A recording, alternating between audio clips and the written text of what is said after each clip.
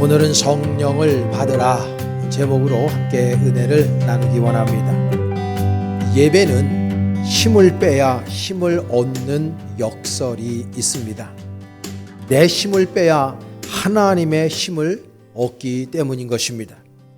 예배는 내 생각과 내 욕망을 내려놓고 나 자신을 철저하게 부인하며 하나님의 말씀과 능력으로 채워야 되는 순간이 바로 예배의 순간임을 우리가 기억해야만 합니다. 힘을 안 빼면 내 수준으로 삽니다. 그러나 힘을 빼 하나님의 성령의 능력을 받으면 우리는 하나님의 수준으로 하나님의 뜻대로 살 수 있습니다. 수많은 사람들이 힘을 빼지 않아요. 예수 그리스도 앞에 힘을 빼지 않아요. 여전히 나 자신을 주장하고 여전히 나 자신을 고집하면서 그곳에 머물러 있기 때문에 올곧은 신앙인으로 성장하지 못할 때가 얼마나 많이 있는지 모릅니다. 여러분, 운동의 고수들을 보면 힘을 뺍니다. 몸에서 힘을 빼야 더 멀리 나가고 더 멀리 찰 수가 있습니다. 우리들의 몸에도 힘이 들어가 있으면 하나님 아버지의 성령의 능력이 들어오질 못합니다. 우리가 모든 것들을 다 내려놓고 철저하게 나 자신을 부인할 때, 예배를 통해서 그런 것들을 경험할 때 하나님 아버지께서 여러분들을 점령하시게 될 것입니다. 주님의 성령님이 여러분들을 점령하시게 될 것입니다. 그럴 때 우리는 예수님께서 원하시는 삶을 살아낼 수 있는 존재가 된다는 걸 우리는 절대 잊어서는 아니 되는 것입니다. 오늘 여러분 예배 시간에 여러분들의 영혼과 여러분들의 몸에서 힘을 빼는 시간이 되기를 원합니다. 그리고 예수 그리스도의 성령의 은혜를 충만히 받는 시간이 될 수 있기를 간절히 축원합니다. 오늘 본문은 예수님께서 수많은 사역을 하시고 3년의 공생애를 마치시기 직전에 그분이 시간적으로나 공간적으로나 배경적으로 바라볼 때 이 지상에서 제자들에게 가장 마지막으로 남겨주신 말씀으로 여겨지는 말씀을 우리가 오늘 읽었습니다. 볼지어다 내가 내 아버지께서 약속하신 것을 너희에게 보내리니 너희는 위로부터 능력으로 입혀질 때까지 이 성에 머물라. 예수님의 정언적인 마지막 명령입니다. 이것은 바로 성령을 보내주시겠다라고 하는 예수 그리스도의 약속의 말씀이죠. 여러분, 예수님께서 제자들과 함께 계실 적에는 예수님에게 힘입어서 모든 제자들이 능력을 행했습니다. 자신들에게 능력이 있는 것이 아니라 예수 그리스도의 능력을 부여받아서 능력을 행사한 겁니다. 귀신도 내쫓았습니다. 복음을 증거할 때마다 수많은 사람들이 예수 그리스도에게로 돌아오는 역사를 일으켰습니다. 그러나 그 모든 것들은 예수님이 함께 제자들과 함께 하셨기 때문에 가능했던 일이었습니다. 그러나 예수님께서는 승천하셔야 될 것을 너무 잘 알고 계셨고 예수님의 부재를 경험할 수밖에 없는 제자들에게 그분의 부재가 그냥 끝나는 것이 아니라 보혜사 성령을 주심으로 말미암아 예수님께서 이 땅에서 함께 동역하셨던 가르치고 전파하고 치유하신 이 사역을 모든 제자들이 동시에 같이 더 이루어낼 수 있도록 성령의 능력을 부어주실 것을 약속하고 있는 것입니다. 이만큼 목회를 하다 보니까 또 신앙생활을 일개 개인으로 신앙생활을 하다 보니까 그리스도인들 우리 신앙인들에게 가장 중요한 것이 무엇이냐라고 스스로 질문하고 대답한다면 우리 그리스도인들은 어떻게 해서든지 생명 걸고 성령을 받아야 된다라는 진리를 깨닫습니다. 여러분은 성령을 받으셨는지요? 여러분들은 성령으로 충만하신지요? 여러분들의 영혼과 여러분들의 마음과 여러분들의 정신이 성령으로 충만한가 하는 것입니다. 성령으로 충만하다고 하는 그 말은 성령의 지배를 받는다는 말입니다. 여러분들은 지금 누구의 지배를 받고 있습니까? 여러분들을 지금 지배하는 것은 어떤 것들입니까? 만약에 여러분들이 성령에 의해서 지배받지 아니하고 물질에 의해서, 정욕에 의해서, 여러분들의 성공에 의해서, 쾌락에 의해서 어떤 물질과 그리고 명예와 부귀 영화에 의해서 여러분들이 그렇게 점령당해져 있다면 오늘 이 말씀이 여러분들에게 도전이요 결단이 되기를 간절히 축원합니다. 우리는 성령의 지배를 받아야 되는 존재들입니다. 예수님이 그걸 아시기 때문에 예수님의 제자들에게 성령을 받아야 될 것에 대해서 약속을 해주고 계신 것입니다. 그러므로 우리 그리스도인들은 무조건적으로 성령의 은혜를 받아야 됨을 기억하시기를 바랍니다. 여러분, 왜 예수님께서 우리들에게 성령을 받으라고 하신가요, 여러분? 그 이유는 다른 것이 아닙니다. 우리가 연약한 존재이기 때문입니다. 우리는 무능력한 존재이기 때문입니다. 우리가 인생을 살아가다 보면 내가 원하지 않는 많은 어려운 문제에 봉착할 때 있습니다. 우리 때로는 육신의 질병 때문에 아파합니다. 우리 때로는 경제적인 그 결핍 때문에, 경제적인 가뭄 때문에 얼마나 어려운지 모릅니다. 관계의 단절 때문에 우리의 마음이 아플 때 너무나 많이 있습니다. 우리들의 인생을 살아가다 보면 우리 뜻대로 인생이 개진되지 않음을 우리는 날마다 경험하고 살고 있지 않습니까? 여러분, 그럴 때 그 모든 문제 속에서 우리를 누가 끄집어내 주겠습니까? 누가 바른 길로 인도하겠습니까? 여러분, 지금 우리나라는 여든 야든 할 것 없이 대통령 후보를 다 선출해서 3월 9일 날 있을 대통령 선거를 향해 전진해 가고 있습니다. 그네들이 많은 공약을 다 끄집어내서 모든 국민들에게 이야기를 하고 있습니다. 그러나 사랑하는 여러분, 사람은 절대로 다른 사람을 궁지에서 빼낼 수가 없습니다. 여러분, 우리 인간은요 무능력한 존재들이에요. 그 모든 대통령 후보자들도 일개 인간에 불과하다는 걸 기억해야 됩니다. 정치인들에게 기대할 것이 아무것도 없다는 말씀입니다. 사람은 믿음의 대상이 아닌 것입니다. 오직 믿음의 대상은 하나님 아버지 한 분밖에 없다는 것을 여러분들이 기억하시기를 바랍니다. 그래서 우리들이 성령의 충만함을 받아야 된다는 것입니다. 우리는요 날마다 눈물 지을 때 있습니다. 아파할 때 있습니다. 버거울 때 있습니다. 나의 삶을 끝마치고 싶은 생각이 들 때도 있습니다. 그러나 이 모든 어려운 난관 속에서 우리가 그 모든 문제들에서 헤어나오기 위해서 우리들에게는 성령의 충만함이 필요한 것입니다. 성령님이 우리의 인생의 모든 문제를 해결시켜 주실 수 있는 유일한 분임을 여러분들이 반드시 기억하시고 성령 받으시기를 축복합니다.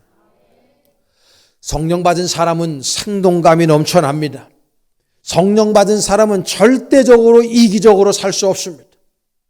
성령 받은 사람은 절대적으로 이전의 삶으로 살 수 없습니다. 성령 받은 사람은 나 자신만을 위한 인생이 아니라 타자를 존중하는 인생뿐만 아니라 여호와 하나님 아버지를 존중하고 경외하는 인생을 살아갈 수밖에 없는 것입니다.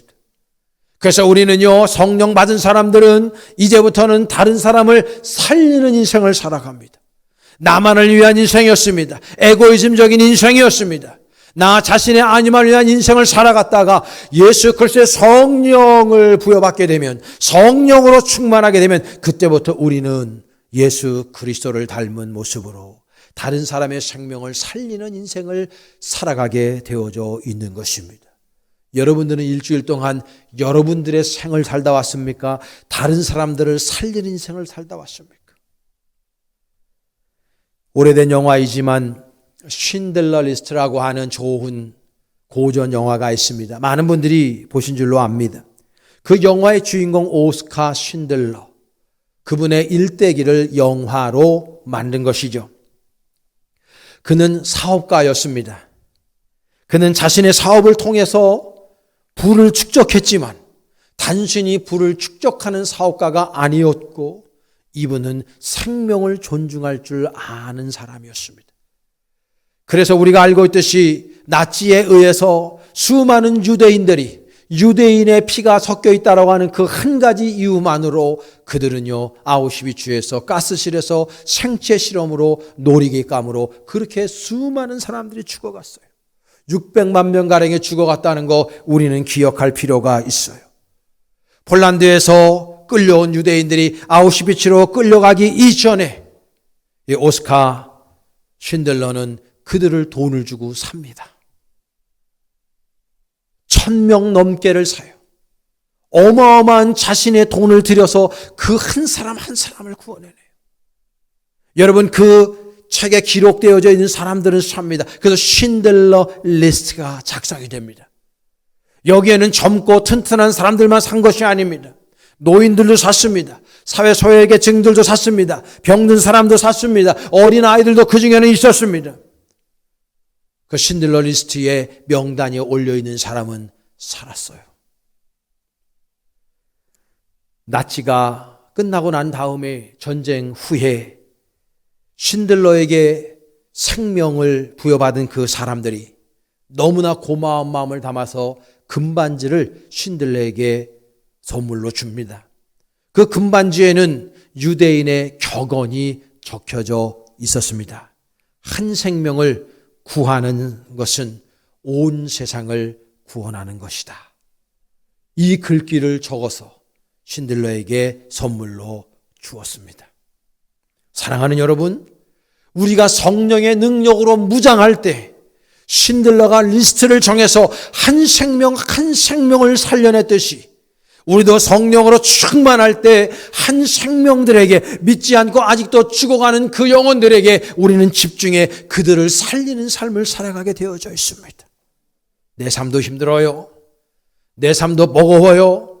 때로는 고민되고 너무나 지칠 때 있어요. 그러나 성령으로 충만할 때 그 성령이 나를 살게 하고 나뿐만이 아니라 우리 주변에 죽어가는 사람들, 여전히 웅크리고 있고 아파하고 그리고 힘들어하고 있는 그 영혼들에게 나아가서 그네들의 영혼을 예수 그리스도에게로 이끄는, 살리는 사람들이 될 줄로 믿습니다. 그런 삶을 우리가 살아내야 됩니다. 내 힘으로는 안 돼요. 하려고 해도 안 되는 것입니다. 한두 번 흉내는 낼 수 있겠습니다. 그러나 근본적으로 힘이 없기 때문에 안 돼요. 그렇기 때문에 우리는 성령의 충만함을 받지 않으면 아니 되는 것입니다. 사랑하는 우리 볼때의 성도 여러분, 성령의 충만함을 받으시기를 간절히 축원합니다. 그래야 살리는 인생을 살아갈 수 있는 것입니다. 가을에 밭에 가면 가난한 친정에 가는 것보다 낫다라고 하는 속담이 있습니다. 가을은 다람쥐들만 좋아하는 계절이 아니라 모든 생명체가 열매를 맺는 계절이기 때문에 매우 귀중한 계절입니다. 산으로들로 다니다 보면 여러분들 바지나 이 옷에 달라붙어 있는 생명체가 있을 거예요. 많이 경험해 봤을 건데 그거를 도깨비 풀이라고 합니다. 그거는요, 뛰려고 해도 잘 뛰어지지가 않습니다. 끄트머리가 삼지창처럼 생겨가지고 오히려 뛰려고 이게 털다 보면 내 살을 파들어갈 때도 있습니다. 이게 국화과의 식물인데요. 정확한 명칭은 도깨비 바늘이라고 표현을 합니다.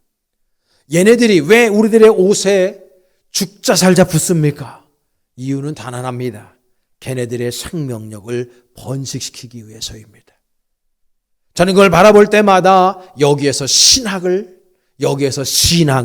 끄집어낼 수가 있어요. 얘네들의 생명력을 번식시키기 위해서 안간힘을 쓰는 그 모습, 우리는 가지고 있는가?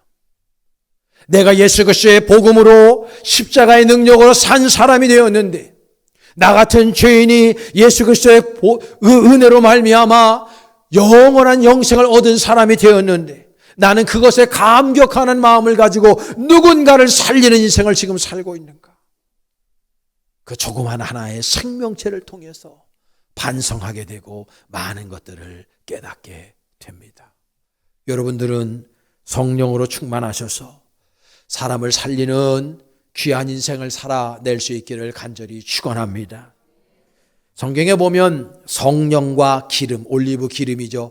이거를 늘 대비시켜서 성령의 기름 부으심을 받아야 된다, 이런 표현을 쓰곤 합니다. 여러분, 왜 이런 의미 있는 이야기를 쓰고 있냐 하면 첫 번째로 기름은요, 빛을 제공하기 때문입니다. 우리가 성령의 은혜와 능력을 받게 되면 우리 안에 성령의 빛이 조명이 됩니다. 성령의 빛이 들어오게 되면 우리는 그 성령의 빛으로 세상을 바라봅니다. 대부분의 사람들이 눈을 뜨고 있습니다. 육신의 눈을 뜨고 세상을 바라봅니다. 그런데 육신의 눈은 어두워져 있습니다. 타락해져 있습니다. 죄로 물들어 있습니다. 그래서 진짜 봐야 될 거를 못 봅니다. 성령의 조명을 받아서 성령의 눈을 뜰 때에 그 성령의 빛으로 세상을 볼 때에 참 진리가 무엇이고 거짓이 무엇인지를 알 수 있습니다.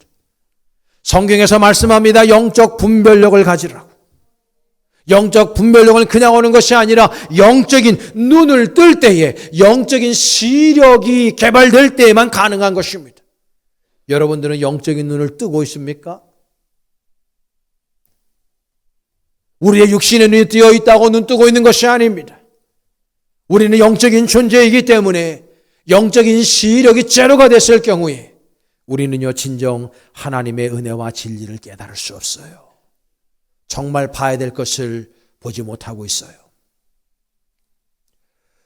엊그저께 어디를 가다가 차를 타고 가다가 극동방송에서 한 프로그램을 듣는데 거기에 모 교회 집사님 한 분이 로마서와 마가복음과 그걸 다 외웠고 그리고 이사야서를 44장까지 다 외웠다고 하는 분이 출연을 했습니다. 그분은 어떤 질병에 의해서 눈이 점점 멀어가고 있는 집사님이었어요. 여자분이었습니다. 젊은 분이었습니다. 아나운서가 묻습니다. 어떻게 하다가 이렇게 성경을 외우시게 되셨습니까? 그러니까 이분이 하는 얘기가 내 일생에 우리 가정에 너무 힘든 일이 있었습니다. 그때의 생을 포기하고 싶은 마음도 있었습니다. 그러나 하나님 아버지께서 은혜 주셔서 나로 하여금 성경을 한번 읽어봐야 되겠다. 그리고 성경을 읽는 것에서 더 나가서 성서를 한번 외워봐야 되겠다라고 하는 마음의 감동을 주셔서 한 5, 6년 전부터 주님의 말씀을 읽고 묵상하며 외우기 시작했어. 로마서와 마가복음을 다 외우고 이사야서 66장 가운데 44장까지를 지금 외우고 있다고. 그러면서 이분이 하는 얘기가 하나님의 말씀을 다 외우고 읽다 보니까 나의 삶의 문제가 주님의 은혜 가운데에 해결되기 시작했다고. 그뿐만이 아니라 이분이 자신의 육신의 눈은 점점 감겨가고 점점 어두워가지만 영적인 눈을 뜨고 보니까 세상이 그때부터 올곧게 보이기 시작했다고. 그런 신앙의 간증을 엊그저께 제가 들었습니다. 사랑하는 여러분, 육신의 눈만 뜨고 있다고 정상인이 아니에요. 수많은 그리스도인들이 육신의 눈을 감고 있기 때문에 영적인 센서가 열려져 있지 않기 때문에 그리스도인들마저도 이데올로기에 함몰되어져 있어요. 내가 어느 방향으로 가야 할지를 알지 못하고 있어요. 하나님의 성령께서 무엇을 원하고 있는지를 알지 못하고 있어요. 수많은 사람들이 여전히 지리멸멸하게 인생을 하루하루 그렇게 버텨가며 사는 인생이 되어버리고 말았어요. 무능력한 인생입니다. 우리 주님은 우리를 그렇게 살라고 구원해 주시지 않았어요. 예수님께서 자신의 생명을 초기와 같이 버리시면서 십자가 위에서 피 한 명을 남기지 않아서 쏟으신 이유가 있어요. 우리를 하여금 열정적인 삶을 살게 하려고, 우리를 하여금 다른 사람을 살리는 인생을 살게 하려고 그렇게 죽으셨건만 우리는 그런 삶을 살아가지 못하고 있어요. 왜입니까? 세상을 영적인 눈으로 바라볼 수 있는 능력이 없기 때문인 것입니다. 성령을 받지 못해서인 거예요. 장로님들 잘 들으세요. 장로님들 스스로 생각해 보세요. 그 영성 가지고 천국 갈 수 있겠어요? 권사님들 잘 들으세요.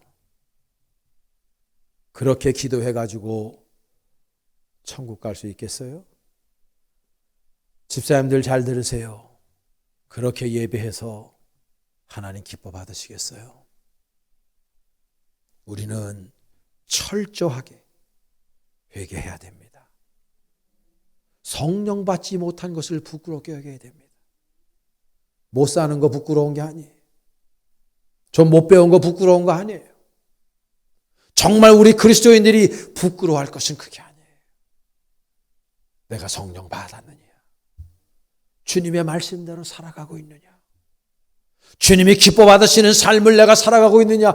창세전부터 나에게 계획하신 그 계획하신 대로 내가 순종하며 살아가고 있느냐? 이것이 중요한데 그렇게 살지 못하는 나를 부끄러워해야지. 세상 사람들이 이야기하는 스펙이 없다고 부끄러워할 일이 아니에요. 그거는 100년도 가지 않는 것입니다. 사라지고 없어질 것들입니다.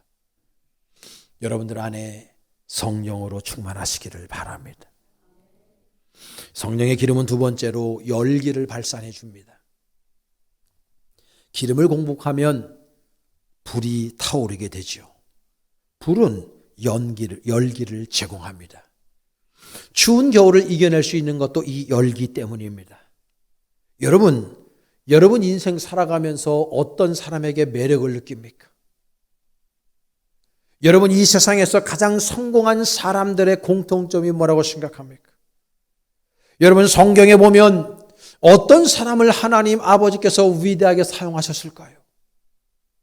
여러 가지 대답을 할 수도 있겠습니다. 그러나 저는요, 열정 있는 사람, 그 사람에게 매력을 느끼고 열정 있는 사람을 하나님이 크게 쓰신다는 것에 절대적으로 동의합니다. 여러분 우리가 성령의 충만함을 받게 되면 우리 안에 불이 생겨요. 이 불은 열정입니다. 열정 있는 사람들은 찬양하는 게 달라요. 열정 있는 사람들은 예배드리는 태도가 달라요. 열정 있는 사람들은 예배당에 나오는 발걸음이 달라요. 열정 있는 사람들은 세상 살아가는 모습도 달라요. 세상 사람들이 넓은 길로 가면서 자신들이 원하는 방식으로 삶을 택해서 살아가지만은 자신이 기쁘고 자신이 즐거운 대로 살아가지만 내 안에 성령께서 주신 불이 있는 사람들은 그렇게 살지 않아요. 그 열정을 하나님 나라 확장을 해서 사용을 하고 하나님 기뻐 받으신 데 사용을 하고 하나님의 몸된 제단을 위해서 자신의 생명까지도 아낌없이 내어드리는 열정으로 그 열정을 사용하게 되어져 있습니다. 여러분들은 그 열정이 있으신가요? 여러분들 안에 그 불이 있냐 말씀입니다. 그 불이 없으니까 무능력한 거예요. 우리나라에 6만 5천 개 교회가 있는데도 불구하고 그 수많은 교회들이 코로나 팬데믹 2년 동안에 10,000개 교회 넘게가 망해 나갔습니다. 150만 명 넘는 교인들이 사라져 버렸습니다.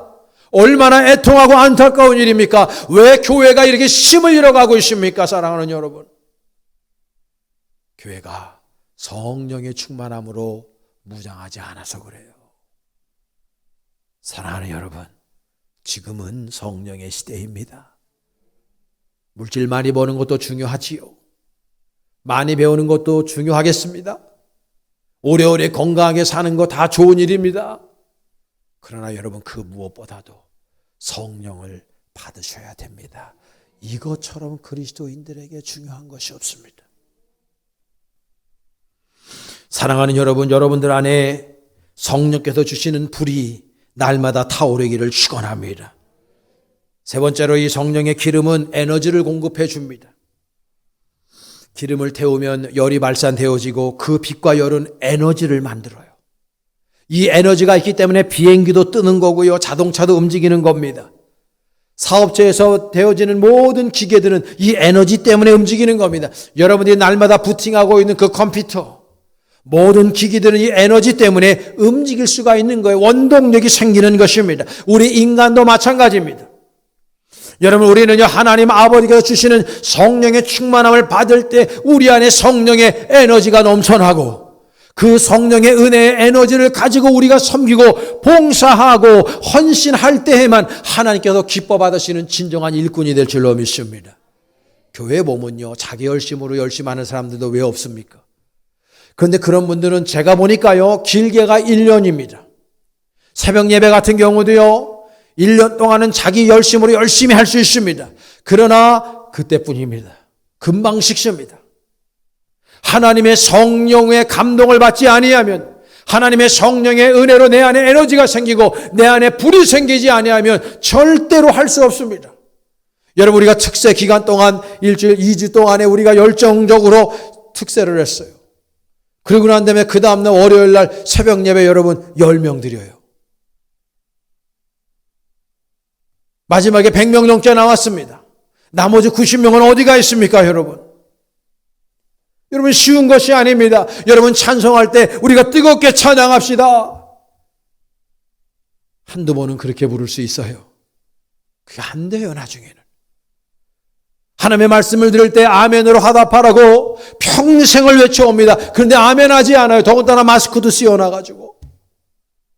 아멘도 능력이고, 새벽을 깨우는 것도 능력이고, 기도하는 거, 찬양하는 거, 섬기고 봉사하는 게 능력인데 그것이 내 능력이 아니라 성령의 충만을 받는 능력인데 성령의 충만을 받지 아니하니까 내 능력과 내 힘으로 하려고 하니까 잠시 흉내는 낼 수 있어도 그게 지속이 되지 않는단 말이에요. 성령이 없으니까 내 안에. 에너지가 없단 말이에요. 그러니까 못하는 거예요.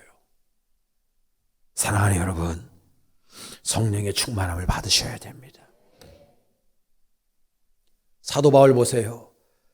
하나님의 복음 증거하다가 에베소 감옥 혹은 로마의 감옥에 갇히지 않습니까? 그곳에서 이분은요, 엄청난 매를 맞고 죽을 만큼 힘들었을 때라도 그분은 밤이 새도록 기도하고 찬송했다고 그랬어요. 간수장도 구원해내는 역사가 있었어요. 어떻게 사도 바울은 그런 삶을 살 수 있었겠습니까? 그 안에 성령의 불이 있었기 때문입니다. 성령이 그를 그렇게 만든 거예요. 여러분의 신앙생활 속에서 가장 뜨거운 때를 생각해 보세요. 그때 여러분 성령으로 충만했지 않았습니까? 목사님, 제가 왕년에 날린 사람입니다. 좋아요. 인정합니다. 축복합니다. 그런데 그건 그때뿐이에요. 오늘 여기에서 내가 성령으로 충만한가? 이게 중요한 것입니다. 여러분, 오늘 이 말씀이 여러분들에게 도전이 될 수 있기를 축복합니다. 성령 받으면 힘들어도 갈 수 있어요. 슬퍼도 이겨낼 수 있어요. 죽고 싶어도 살 수 있습니다. 아파도 견딜 수 있습니다. 성령 충만함을 받으면 그 모든 것들을 해낼 수 있는 것입니다. 우리나라 선교단체 가운데에 조이 선교단체라고 하는 단체가 있는데요. 저는 이 단체를 깊이 있게 알지는 못합니다. 근데 이분들이 가지고 있는 모토가 있어요. 이걸 참 저는 좋아해요. 그 모토의 영어로 이렇게 적혀져 있습니다. Jesus first, others second, you third. 이렇게 되어 있어요. 예수 그리스도가 당신의 인생의 첫 번째가 되게 하시고 그 다음에 타자를 존중하는, 하나님을 사랑하고 사모하는 그 마음을 가지고 타자를 존중하는 인생을 사시고 그 다음이 당신입니다 라는 뜻입니다. 그런데 사탄 마귀는 항상 우리의 귓전에 속삭입니다. 그렇게 살지 말라고. You first. 네가 첫 번째야. 그 다음에 other second. 다른 사람 생각해. 그리고 Jesus third. 혹은 Jesus nothing. 이렇게 말합니다. 여러분, 우리는 성령 받지 못하면 여전히 그리스도인이라 할지라도 자기 중심적으로 살아요. 기껏해야 자기 가정 중심적으로 살아요. 나만 잘 되면 된다 생각해요. 나만 높아지면 된다 생각해요. 나만 잘 먹고 잘 살면 되고, 내가 좋은 차 타고 좋은 집에 살면 되고, 평안한 삶, 미래가 보장된 삶을 살면 된다라고 생각해요. 그래서 많은 사람들이 건물주 되기 원해요. 여러분, 하나님의 말씀은 그런 것들을 천박하다 말합니다. 그런 것들은 썩어지고 사라지고 없어질 것들이라고. 어리석은 사람아, 내가 너의 모든 재산을, 내가 오늘 너의 생명을 오늘 데려가면 그 모든 재산, 축적한 재산이 누구의 것이 될 것이냐. 주님이 말씀하고 있어요. 여러분, 우리는 그런 것들에 우리의 인생을 올인하고 집중하는 인생이 아니라 하나님이 나에게 맡겨주신 사명, 성령 충만함으로 이루어내는 삶을 우리가 살아내야 되는 것입니다. Jesus first. 주님이 우리의 인생의 최우선순위에 놓여져 있어야 되는 것입니다. 성령 받은 사람은 그걸 해냅니다. 성령 받지 못했기 때문에 내 중심으로 살아갑니다. 나의 기쁨, 나의 만족, 내 소망을 이루기 위해 살아갑니다. 그러나 성령 받은 사람들은 그렇게 살지 않습니다. 오직 예수 그리스도의 나라 확장을 위하여, 하나님의 기쁨을 위하여 우리의 인생을 내어 맡깁니다. 바로 그것이 성령 받은 사람들의 위대한 삶임을 기억하셔야 합니다. 예수님의 제자들이 성령 받지 못했을 때 예수님의 제자들 가운데 한 사람은 예수님을 은 30에 팔아먹습니다. 예수님의 수제라고 하는 어떤 사람은 예수님을 모른다고 3번이나 부인합니다. 예수님의 제자 가운데 한 사람은 내가 당신의 손과 발을 만져보지 아니하면 당신의 부활을 믿지 못하겠다고 의심을 여전히 합니다. 예수님이 십자가에 죽으실 때에 모든 제자들은 다 도망가고 없었습니다. 사랑하는 여러분, 성령 받지 못했을 때 그랬어요. 그러나 마가의 다락방에서 성령의 충만함, 성령의 기름 부으심을 받고 난 다음에 그네들의 삶은 완전히 달라졌습니다. 주님의 복음을 증거하다가 어떤 사람은 십자가에 거꾸로 못 박혀 죽었어요. 어떤 사람은 목이 베이면서도 주님을 찬양했어요. 껍질이 벗겨 죽었어요. 불에 다 죽었어요. 끓는 가마솥에 그렇게 끓여서 죽었어요. 그러나 그들은 복음을 들고 성령의 충만함을 가지고 온 세상에 나가서 살리는 삶을 살았어요. 사랑하는 여러분, 이제 우리 벌떼교회가 분연히 일어나서 더욱더 살리는 교회가 되어야 할 줄로 믿습니다. 저와 여러분들 안에 성령의 충만함으로 채워주셔서 영적인 눈을 뜨시고 세상을 올곧게 바라보며 이제는 살리는 삶, 타자를 위한 삶,